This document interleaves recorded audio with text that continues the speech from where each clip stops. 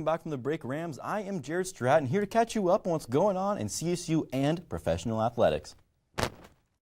On Tuesday, the men's basketball team took on Utah State and Moby Arena, who jumped to the first place in the Mountain West. The Rams struggled early in the game, pushing them to a 5-point deficit at halftime. Although the Rams were down, they refused to go quietly with a pair of three-pointers from J.D. Page, followed by two crucial free throws. Utah State responded by pulling away by 12 points, but that lead did not last for long. The Rams kept fighting for scores, and after Chris Martin's free throws, the Rams gained their first lead of the game.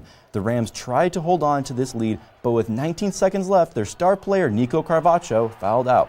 Utah State got the advantage and pushed the game into overtime to eventually pull off that win. Although CSU lost, we saw the emergence of Chris Martin, who scored 20 points and had his first ever career double-double. J.D. Page followed with 29 points, and Carvacho tagged on another double-double with 19 points and 11 rebounds. The Rams also shot 46% from beyond the arc, which is an improvement on the season. The last game for the men's basketball team is against UNLV this Saturday, followed by the Mountain West Tournament, which tips off on Wednesday, March 13th. On the other side of basketball, the women's team is currently playing at UNLV for their last game of the season. That game is currently tied 5-5 in the first quarter. And if the Rams win this game, they will play against UNLV in the first round of the tournament, who they already beat this year. But if they lose, they'll play against Utah State, who have beat the Rams twice with a combined 30 points. This game needs to be won for the Rams if they plan on making any type of deep run in the Mountain West tournament, with their last Mountain West championship being back in 2016. For more updates on the tournament coming up, Sydney Wicker will be reporting in Las Vegas, so make sure you follow us on Twitter and subscribe on YouTube. Well, yesterday was Pro Day, and this week CSU players that weren't invited to the NFL Combine show what they had to offer to the NFL teams. And all 32 NFL teams went to the CSU Pro Day, which shows how much interest they have in all these players. Wide receiver Olabisi Johnson was the only player invited to the NFL Combine, but still decided to show support and participate in some drills at the Pro Day with his teammates. But almost all eyes were on fellow wide receiver Preston Williams, who was snubbed from the NFL Combine. And regarding his athletic ability, he showed little promise, with disappointing numbers all across the board, especially with his lack of knowledge on the drills. Once group drills came in, he showed his catching range and footwork. On the defensive side of the ball, though, Josh Watson shined for the Rams with impressive athletic ability in the linebacker position. Quarterback KJ Carter-Samuels also showed some promise with a nice touch on his deep throws.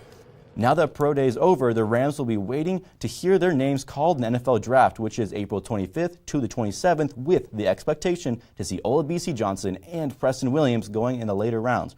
After the draft, every player will have the opportunity to sign with the team as an undrafted free agent.